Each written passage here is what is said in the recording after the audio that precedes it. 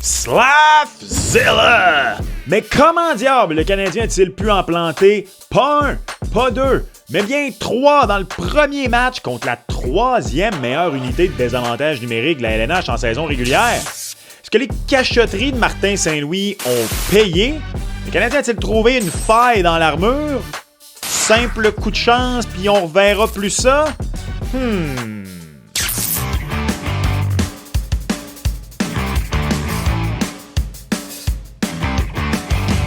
What's up tout le monde? C'est ton boy Max. Le nom de Juraj Slafkovský est sur toutes les lèvres au lendemain de sa performance de 3 buts dans le match numéro 1 contre le Lightning, tous en avantage numérique. Incroyable!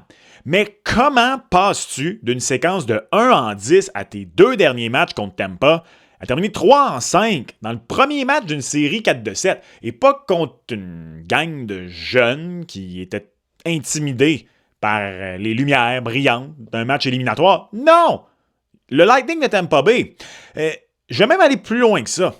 Comment est-ce que ton avantage numérique, c'est lui qui te fait gagner le match numéro 1 de la série, alors que dans le dernier mois de la saison, mois durant lequel tu as été au premier rang de la LNH pour le pourcentage de points obtenus, cet avantage numérique-là, pendant cette séquence-là, il était 22e de toute la LNH. Donc, si on reformule, comment es-tu passé de gagner, voire dominer, en dépit de ton avantage numérique, pas très bon, à gagner grâce à ton avantage numérique et au risque de me répéter, contre une équipe qui est bonne en désavantage numérique? Toutes les équipes, même les meilleures, comme le Lightning, ont droit à des mauvaises soirées.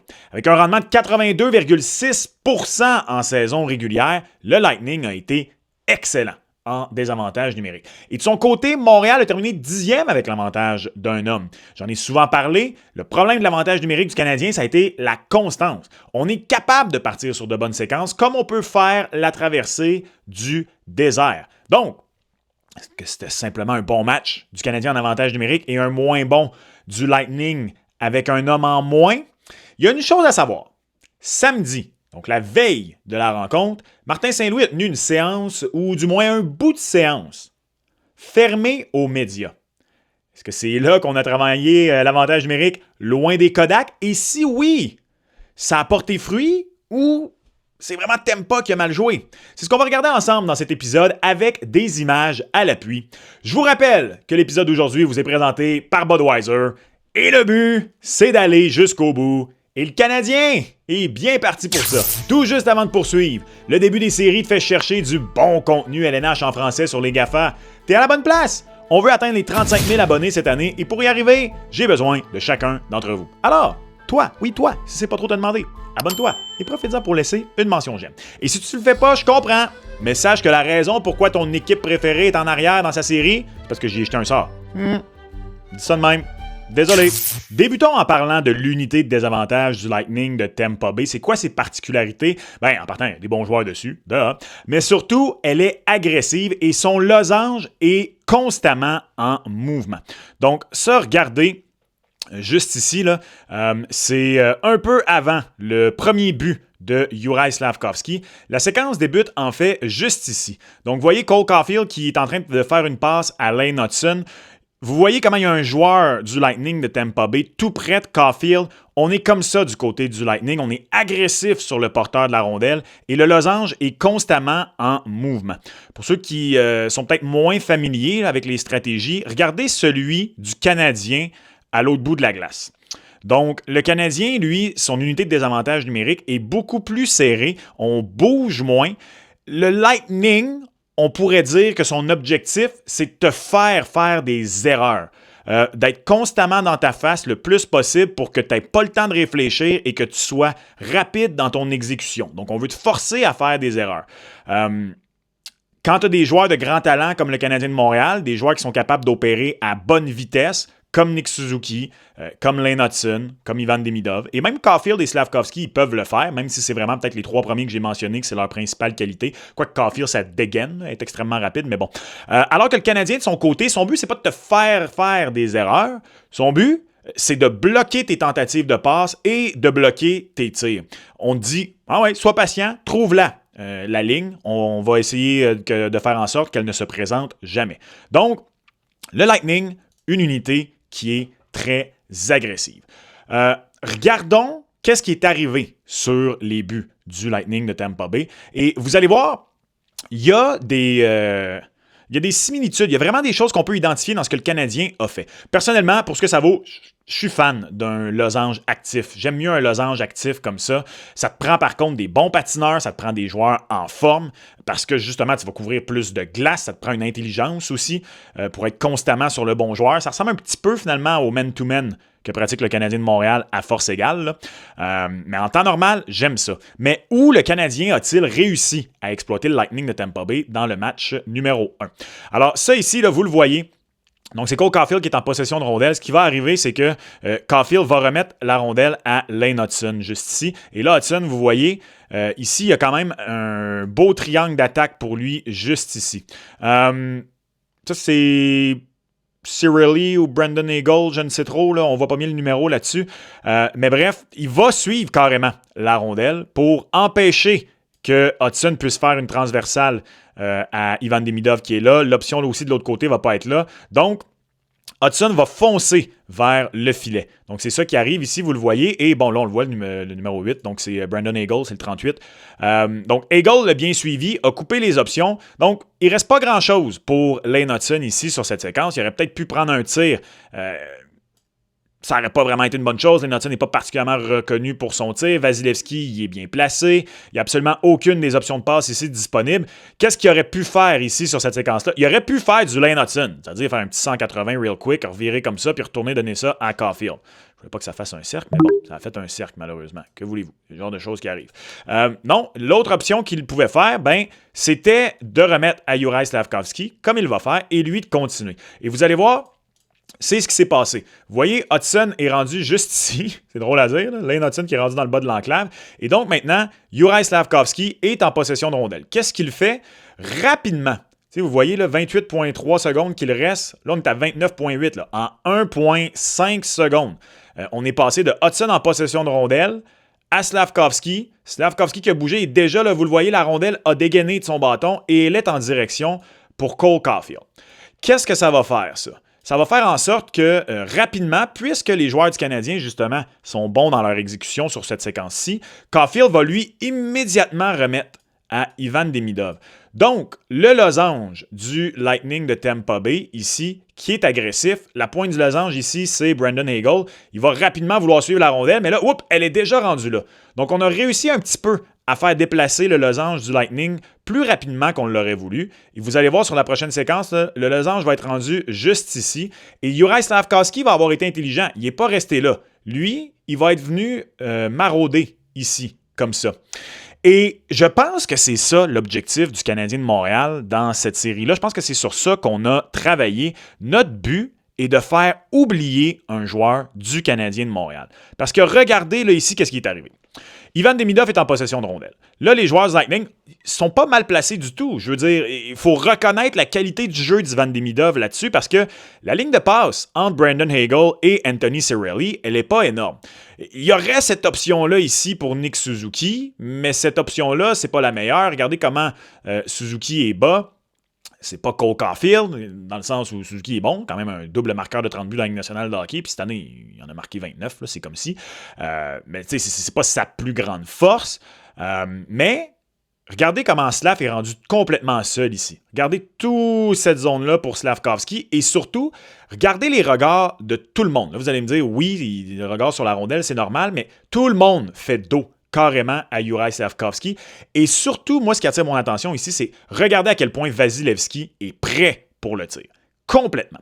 Et quand je vous parlais de la qualité d'Ivan Demidov, malheureusement, sur cet arrêt sur image, on ne le voit pas bien. On le voit très bien sur la reprise renversée. Là, puis je ne peux pas faire jouer une reprise complète pour des raisons de droit. Là. Mais Ivan Demidov ne regarde jamais une seule fraction de seconde sur cette séquence-là, Juraj Slafkovský. Il démontre vraiment son corps qu'il va tirer ou remettre à Nick Suzuki. Et boum! Le laser à Juraj Slafkovský. Et regardez sur la prochaine image comment tout le monde est soit pris au dépourvu.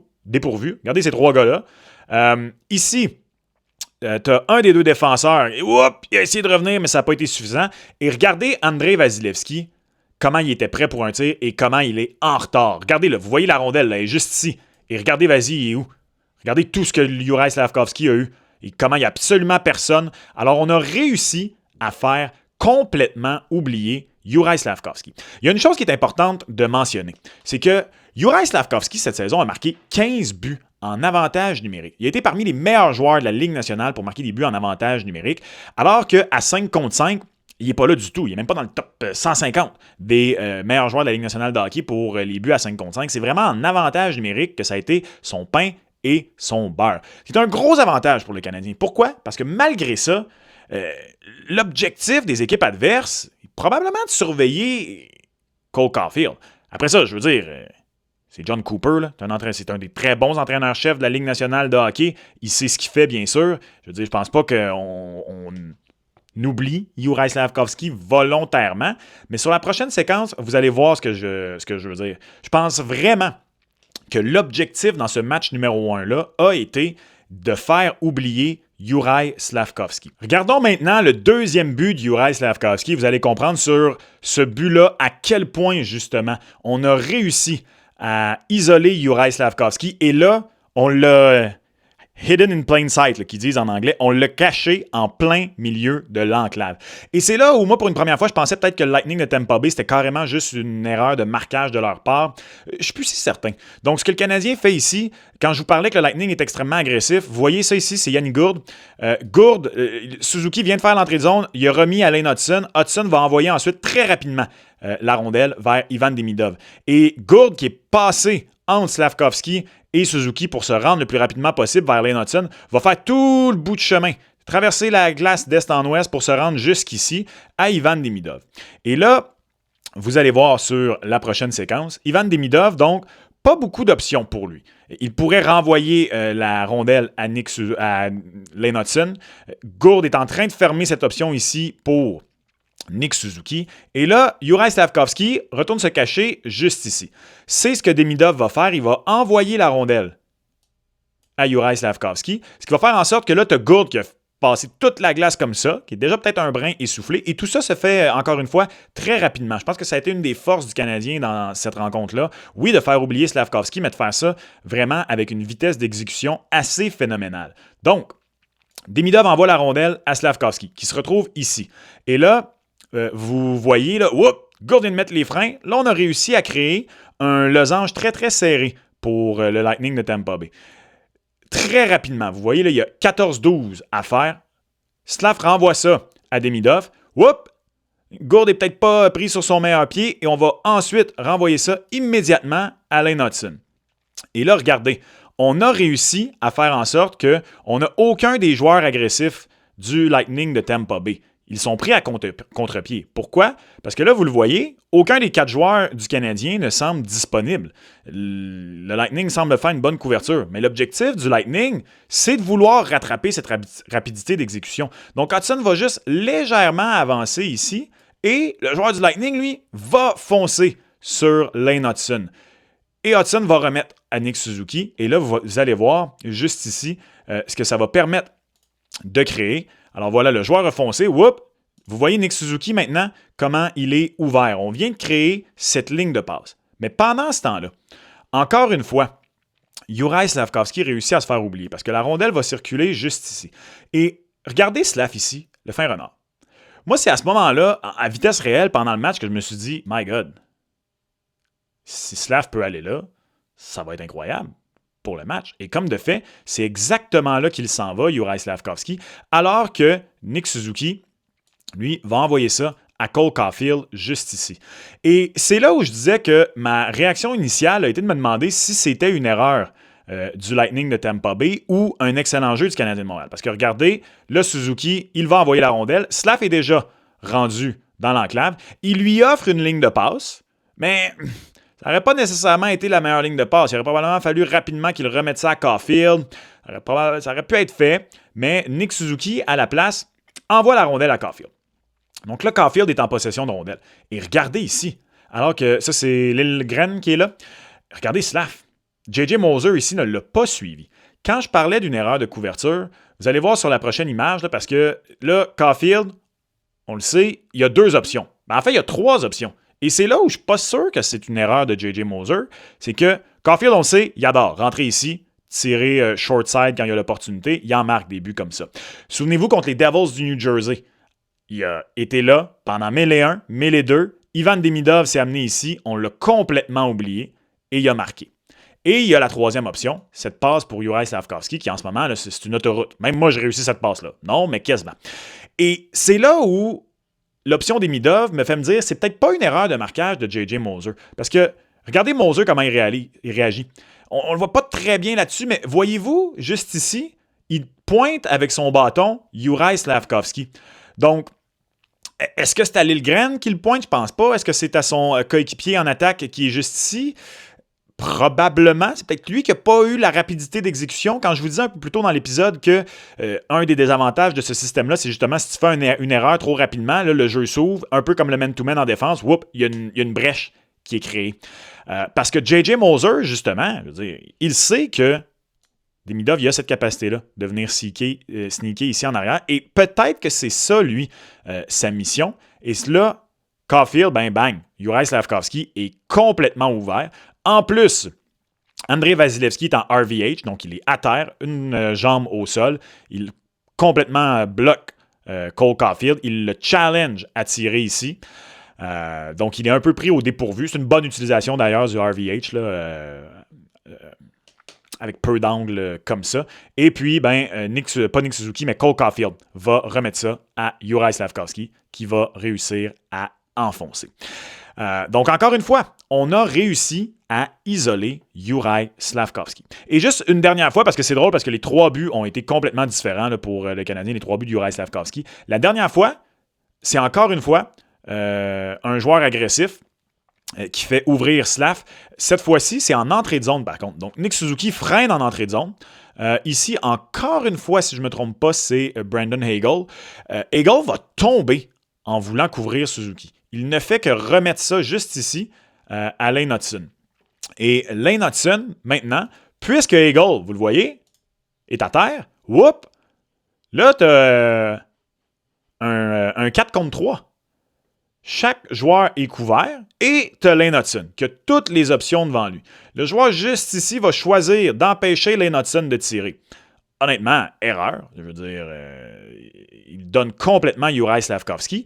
Et c'est comme ça que Slav va se retrouver fin seul juste ici. Et le coup de génie sur le but de Juraj, à mon avis, là, vous le voyez, regardez, encore une fois. Allô, Juraj Slafkovský, j'ai marqué 15 buts en avantage numérique cette année, mais vous m'oubliez complètement cette fois-ci au point de mise en jeu. Vous voyez là ici comment le joueur, il y a beaucoup plus bloqué l'option de tir pour Lane Hutson. Puis regardez encore une fois, là, Lane Hutson, il va te mettre une passe à la palette quand il y a toute cette zone-là d'ouverte devant lui. Boum! Juraj Slafkovský, tu as maintenant un 2 contre 1 carrément avec lui et Caulfield, avec Vasilevskiy et un défenseur à leur merci. Le défenseur, ce qu'il va faire, c'est que lui, il va vouloir que Juraj Slafkovský tire. Passe à Caulfield, pardon. Il fonce dessus. Il lui enlève l'option de tirer. Et à mon avis, même si c'est Cole Caulfield qui est ici, c'est la bonne chose. Pourquoi? Parce que oui, c'est Cole Caulfield. Oui, il est capable de marquer des buts avec un angle complètement restreint. Mais ça reste que, si vous regardez là, ça ici, là, si on part du poteau, là, je veux dire, regardez comment il n'y a pas d'angle. Là. Il n'y a aucun angle pour Cole Caulfield. Fait que pour moi, c'est la bonne décision du défenseur de foncer sur Slav et de dire hey, ah ouais, tire. Sauf que le problème, c'est que Andrei Vasilevskiy, lui, il a triché vers Cole Caulfield. Et là, il n'y a aucun angle, malheureusement, qui montre bien ce que je voulais illustrer. Il y a celui-là, un tout petit peu de rien. Pourquoi je dis que Andrei Vasilevskiy a triché? Des fois, quand il y a des tirs déviés ou quoi que ce soit, tu vois que le gardien a triché parce qu'en se jetant pour son arrêt, tu le vois, Dobèche et Montembeault, c'était un de leurs gros problèmes cette saison. Il se jetait vers son arrêt, mais en même temps, déjà, il se déplaçait. Puis, la rondelle a dévié, puis là, il n'est plus là pour faire l'arrêt où elle est rentrée. Andrei Vasilevskiy, lorsqu'il est tombé à genoux, il n'est pas tombé en poussant. Il n'a pas triché au point d'avoir déjà amorcé son mouvement vers Cole Caulfield. Et c'est là où je vous dis, j'aurais vraiment aimé avoir l'angle de la caméra dans le filet parce que c'est difficile de voir d'ici, mais pour les gardiens de but, là, sur les tirs en angle là, comme ça, là, d'ici, là, un de tes premiers points de repère, Bon, ça a fait un rectangle, c'est vraiment pas ça que je voulais, c'était un triangle, mais c'est pas grave. Son centre, là, son five-hole, il serait supposé être plus à gauche. Il a ouvert son côté gauche et c'est là où il a triché. Il a fait la même erreur sur le but de Josh Anderson. Il est allé trop rapidement vers l'option de passe. Ça a complètement ouvert son côté mitaine. Et Slav, lui, il a pris sa chance avec le tir côté mitaine parce que Andrei Vasilevskiy lui a donné. Donc, les deux joueurs de Tampa n'ont pas fait la même lecture. Le défenseur a foncé sur Slav alors que Vasilevskiy a triché vers Cole Caulfield. Et Slav, lui, a choisi son opportunité. En même temps, je dis qu'ils n'ont pas fait la même lecture. En fait, c'est pas vraiment vrai ce que je viens de dire parce que justement, c'est l'objectif. Si le défenseur, il donne à l'attaquant en possession de rondelle la passe, c'est normal aussi que Vasilevskiy y aille vers la passe. Et quand Slav a dit en point de presse, après la rencontre, qu'il a tiré puis il a pris une chance et heureusement elle est rentrée. Je comprends ce qu'il veut dire parce que le défenseur lui a montré une chose, mais il a vu qu'Andrei Vasilevskiy lui ouvrait complètement le côté gant et c'est un bon tir de sa part. C'est pas le meilleur but qu'Andrei Vasilevskiy a donné dans sa carrière, mais il faut quand même reconnaître la qualité de Juraj Slafkovský dans cette situation-là. Si vous vous souvenez, dans le match du 9 avril, le dernier match entre le Canadien de Montréal et le Lightning de Tampa Bay, Montréal a terminé 0-7 dans cette rencontre-là. Et vous voyez, on essayait quand même d'isoler Juraj Slafkovský dans son bumper. C'est un des objectifs. Vous voyez juste ici, Cole Caulfield est là. Il n'y a aucune option de passe pour Juraj Slafkovský. Ce qu'on fait, on envoie la rondelle à Nick Suzuki. Et je reviens à quand je vous disais que je ne suis pas certain que J.J. Moser, c'était une erreur de rester sur son poteau ici à couvrir cet angle-là sur le deuxième but de Slafkovský. Regardez juste ici ce que Nick Suzuki va faire. Il y a tout le temps au monde. Là, ici, on reste quand même serré sur Caulfield. De toute façon, Caulfield n'aurait pas d'option de tir. Ça serait vraiment pour réinitialiser le jeu. Il n'y a pas vraiment non plus d'option pour Juraj Slafkovský. Il est super patient sur cette séquence-là. Et ce qu'il va faire, sans regarder, il envoie la rondelle ici à Ivan Demidov, mais Demidov n'a pas reconnu la situation sur cette séquence-là parce que c'était effectivement le jeu. La ligne de passe là est fermée, la ligne de passe ici ne donne rien. La bonne ligne de passe, et je suis convaincu c'est pour ça que Nick Suzuki a été patient, c'était pour donner le temps à Ivan Demidov, alors que le défenseur fait dos à lui, ne le verrait jamais venir. Et là, ça c'est plus tôt sur la séquence. J'ai montré 2 fois la même séquence, désolé. Ça, c'est quand Caulfield fait la passe à Suzuki. Et juste ici, Suzuki envoie la passe à Ivan Demidov, qui n'est pas là. Rondelle perdue. Le Lightning réussit à quitter la zone. Bref, je pense que avec ce que le Canadien a réussi à faire dans le match numéro 1, on va peut-être semer le doute dans la tête du Lightning de Tampa Bay. Et je pense que ça va ouvrir encore plus Ivan Demidov pour cette option de passe-là et Cole Caulfield également, côté court.